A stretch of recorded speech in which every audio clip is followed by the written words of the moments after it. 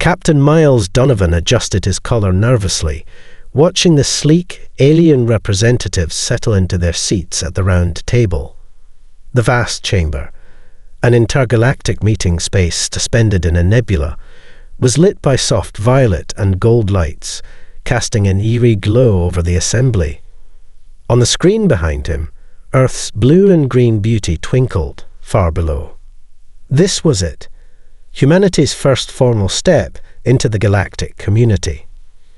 The aliens present were as diverse as any species could be, from the tall, translucent Neurians with their liquid-like skin to the insectoid Skrell with their 6 eyes and complex mandibles, to the small, fox-faced Selfie, who communicated primarily through chemical signals.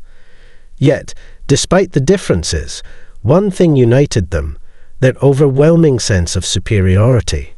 Earth, in their eyes, was a primitive world on the cusp of being consumed by the galactic machine. Donovan felt the weight of their gazes, assessments, judgments, measurements. But he held his ground. His people had earned this moment, and this time, Earth would not be dismissed.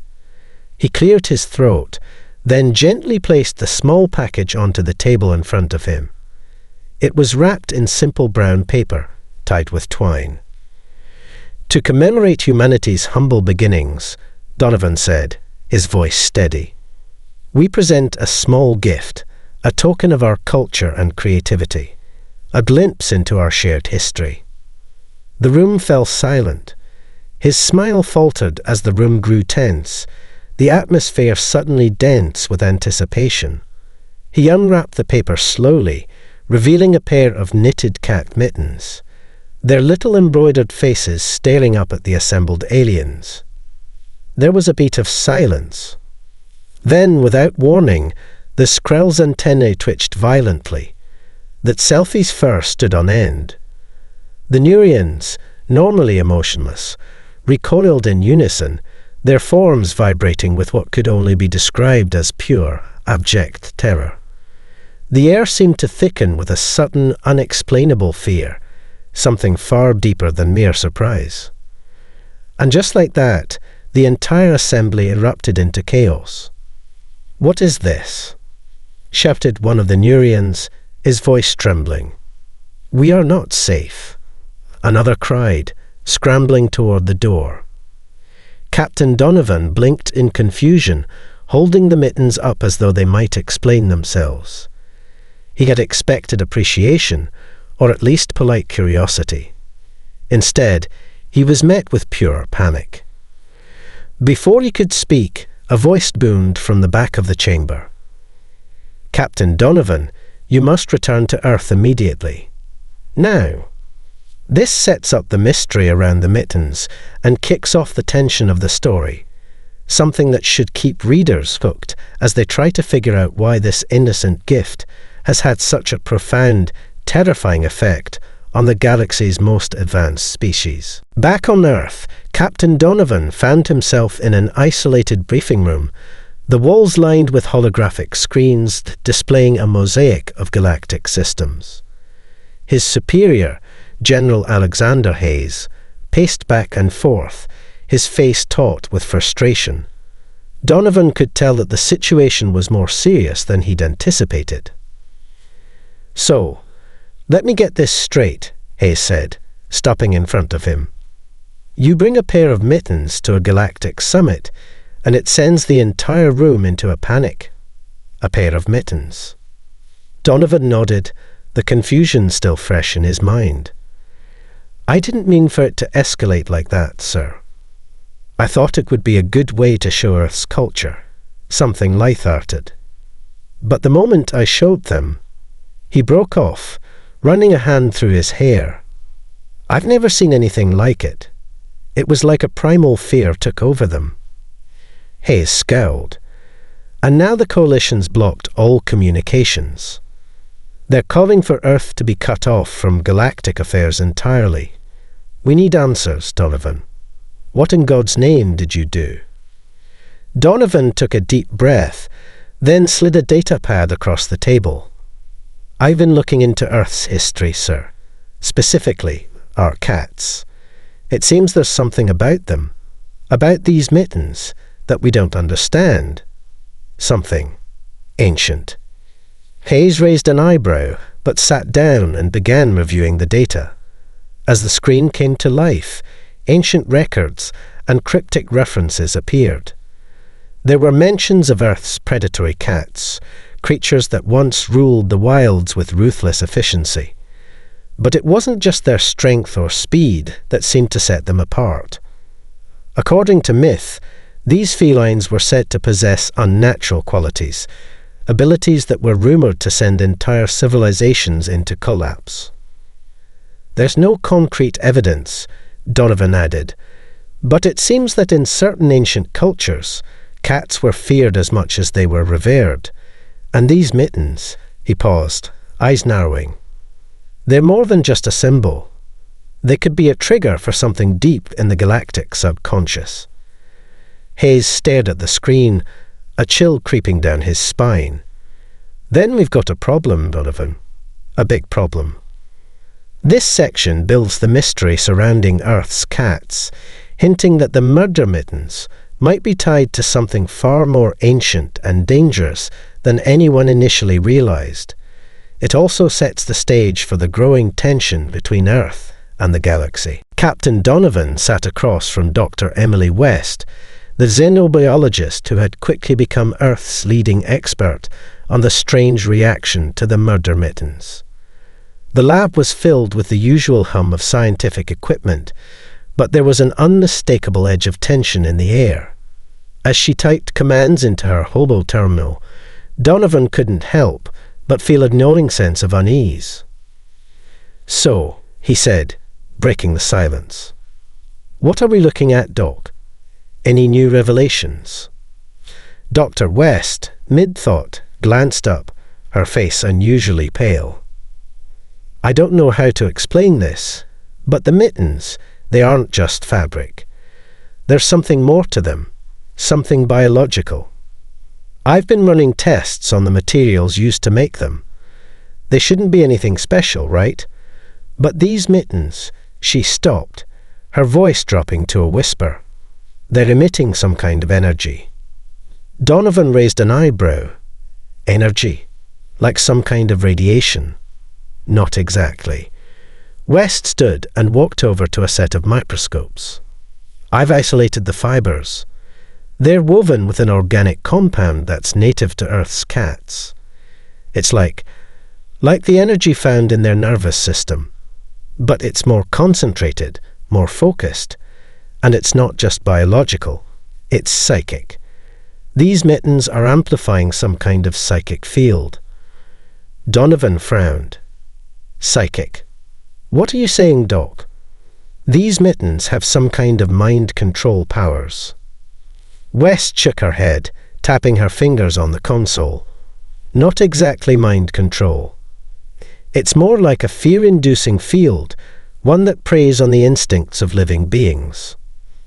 I believe Earth's ancient cats were naturally equipped with this ability. It might be a defense mechanism, something that kept other predators or threats at bay. But these mittens, they're like an amplifier, a conduit." Donovan's stomach turned as the pieces clicked into place. "So, when the aliens saw them," West nodded gravely, "they weren't just reacting to the mittens. They were reacting to something deeply embedded in their biology, something primal. The fear was uncontrollable." "Great," Donovan muttered. "So what's next? Are we just supposed to sit here while the entire galaxy loses their minds over a pair of gloves?" West met his gaze, her expression hardening. "We need to figure out how to control this. If we don't, every galactic race could be hunting us down, thinking Earth is a threat unlike any they've encountered." This section deepens the mystery behind the mittens, introducing the idea that they have a biological, psychic component linked to Earth's cats. It raises the stakes by showing that the mittens could have dangerous consequences for humanity's place in the galaxy, pushing Donovan, and West into the position of trying to understand something they can't yet control. The mood in the White House Situation Room was tense, the air thick with uncertainty. President Lisa Gray stood at the head of the table, her arms folded as she listened to the latest report from the United Earth Command. The holographic display before her flickered, showing the growing number of alien fleets stationed just beyond Earth's outer atmosphere. The Galactic Coalition wasn't just angry anymore. They were scared. "Ma'am," General Hayes said, his voice low, "we've just received word from our fleets at the perimeter. The Zenthar have begun an embargo on all Earth goods. The Neurians are, well, they're just outright refusing to talk. The Coalition's calling for a complete quarantine of Earth. No contact, no trade, no access to galactic space." President Gray clenched her jaw. "This is escalating far too quickly. All of this over Mittens." "Not just Mittens, ma'am," Hayes replied, grimacing. "It's the fear these Mittens are inducing.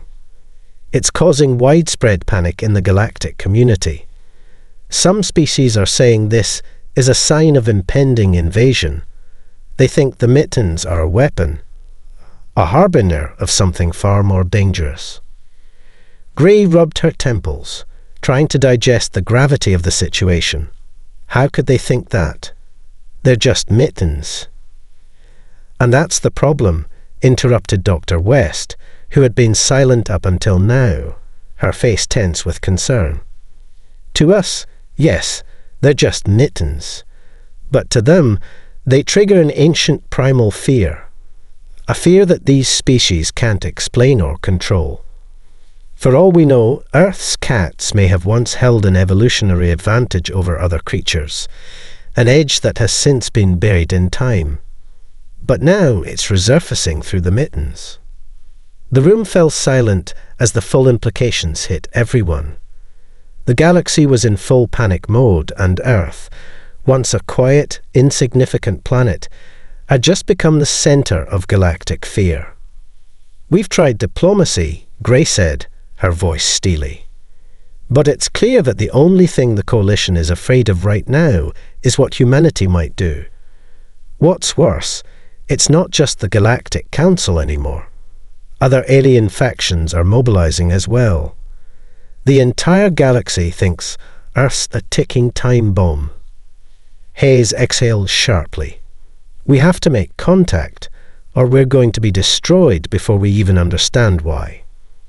Gray looked toward Donovan, who had been silent for much of the meeting. "Captain, what do we do now?" Donovan met her gaze, the weight of the moment settling on his shoulders. "We do what we've always done, ma'am. We survive, and we figure out how to turn their fear into our strength." This section amplifies the stakes, showing the galaxy's escalating fear of Earth and its murder Mittens. It introduces a sense of urgency as humanity must decide how to navigate this unprecedented situation, with President Gray and her team scrambling to find a solution. The story's tone is shifting toward a critical turning point. Earth's survival and future in the galactic community now hinge on understanding the true nature of these Mittens. The tension in Earth's Defense Command Center was palpable as alarms blared across the globe. Reports of the alien fleets encircling Earth's solar system had come in fast and furious. Thousands of ships, from the Zenthar's massive war cruisers to smaller skirmish craft from the Neurians, were in position, prepared to strike. They were all there for one reason: the murder Mittens. Captain Donovan stood at the head of the strategy table, eyes scanning the holographic display showing the alien fleets in their formation. "The question isn't if they're going to attack," he said, voice grim. "It's when." General Hayes, standing next to him, shot a worried glance at the screen. "It's not just an attack anymore, Donovan. The Coalition is trying to wipe us off the map. And they're doing it out of fear of the Mittens." Donovan turned toward Dr. West, who had been working frantically with her team.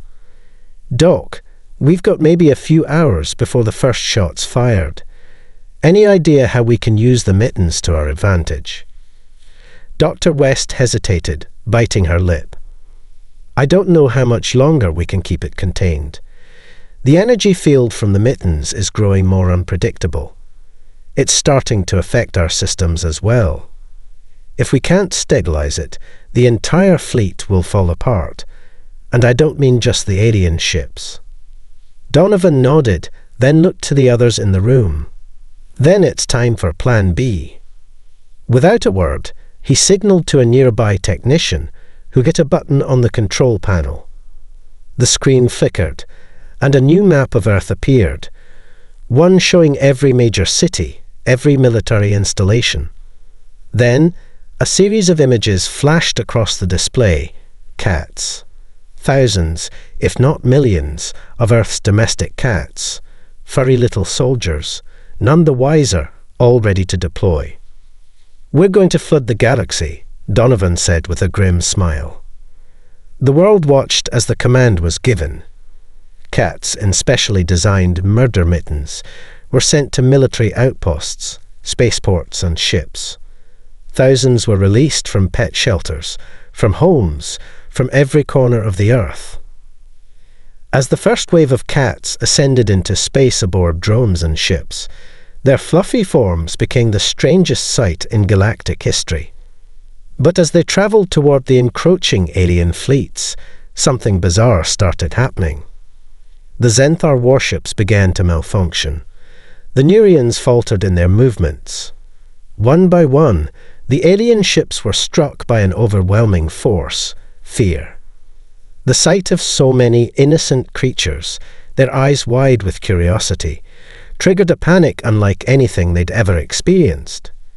Ship after ship began to veer off course, their weapon systems deactivating as alien crews scrambled in terror.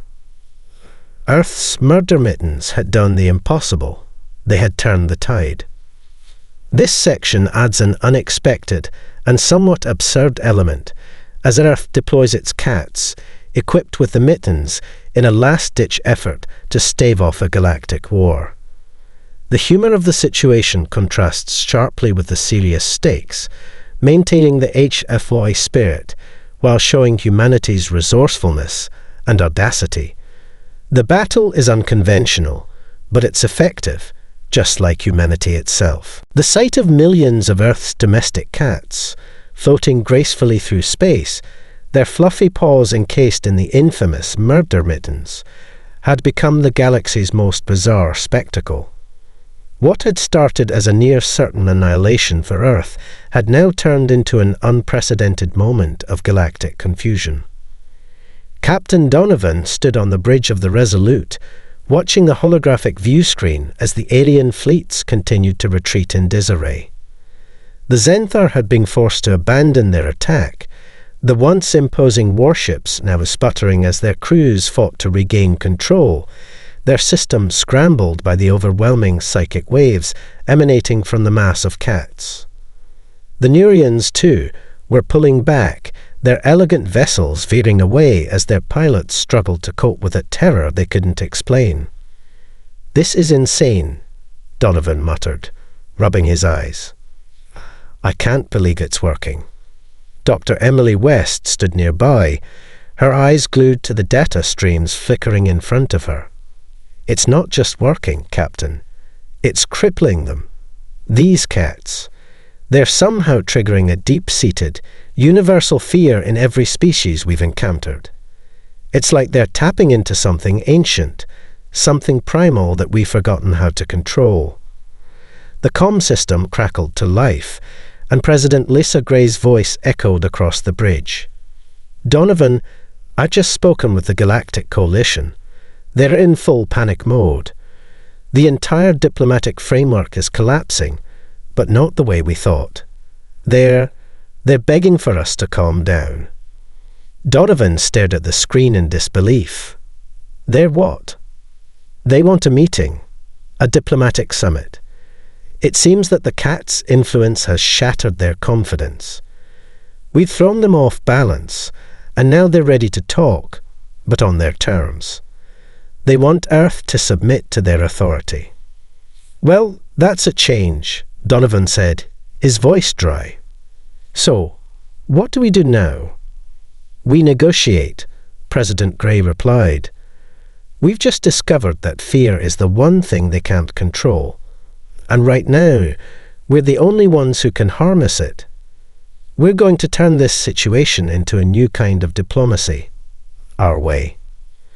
This section introduces the shift from conflict to diplomacy, as the galactic powers, once so confident and dismissive of Earth, are now forced to reckon with humanity's strange and powerful weapon.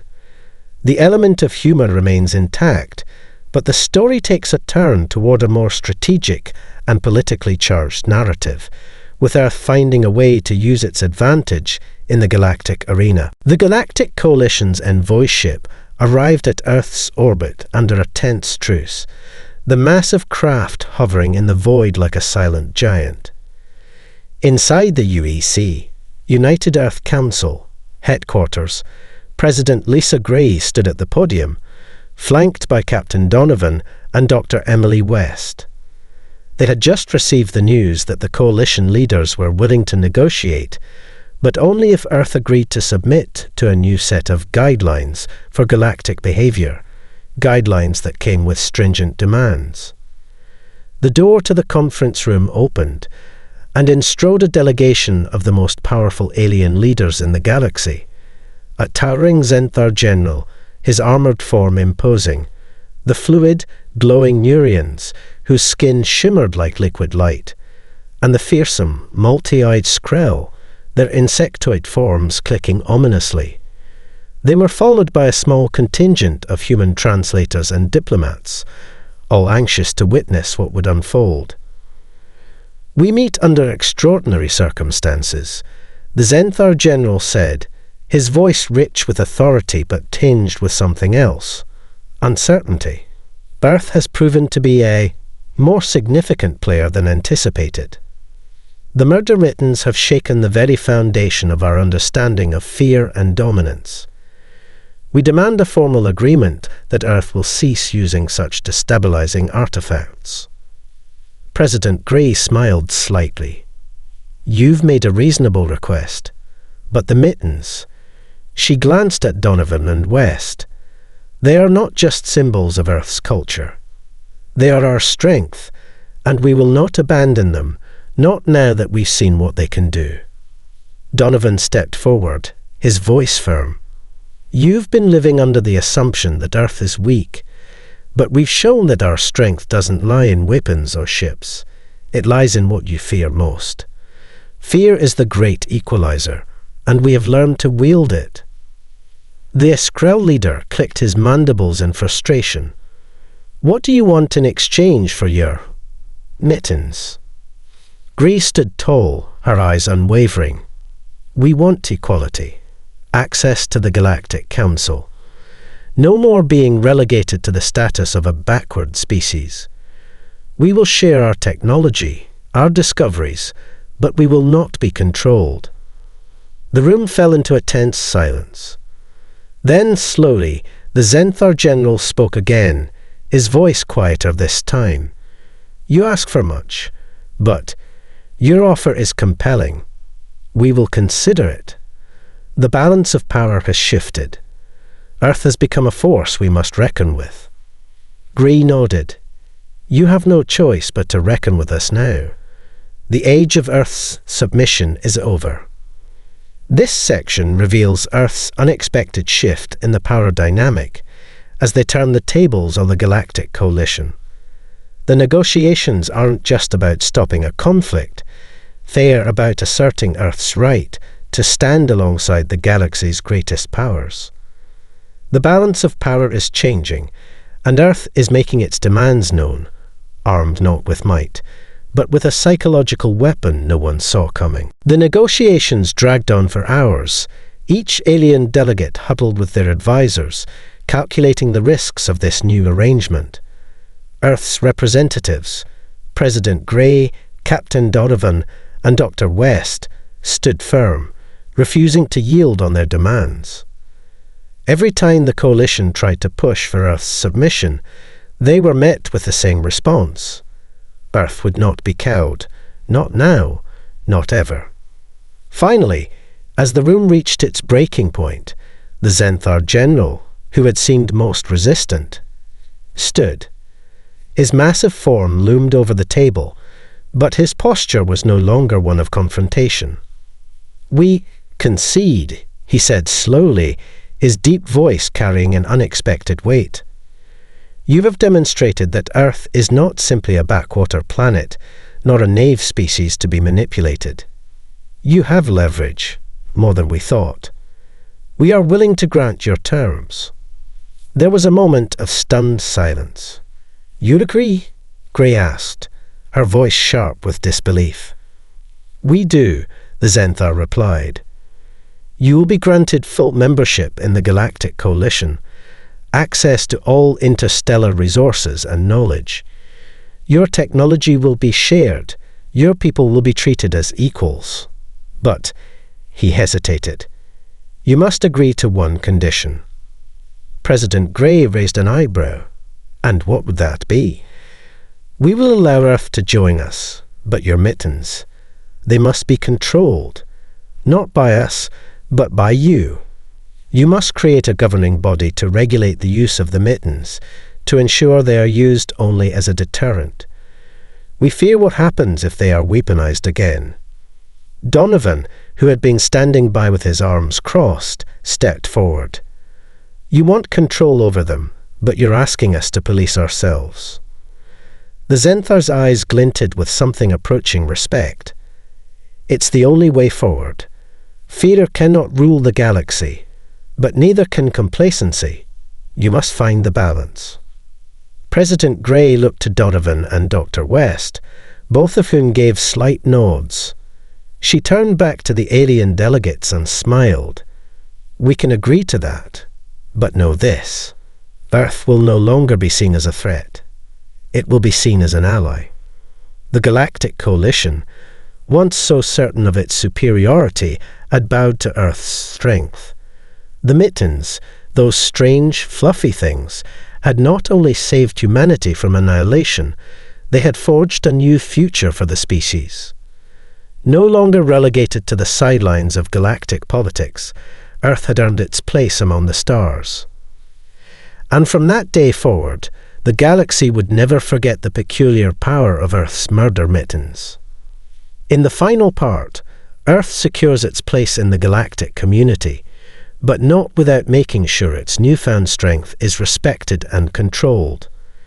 The Galactic Coalition has been forced to change its attitude, recognizing humanity as a force to be reckoned with, thanks in no small part to the surprising power of Earth's innocent little cats. The story ends on a note of triumph for Earth, but also with the recognition that power, no matter how strange, must be wielded carefully.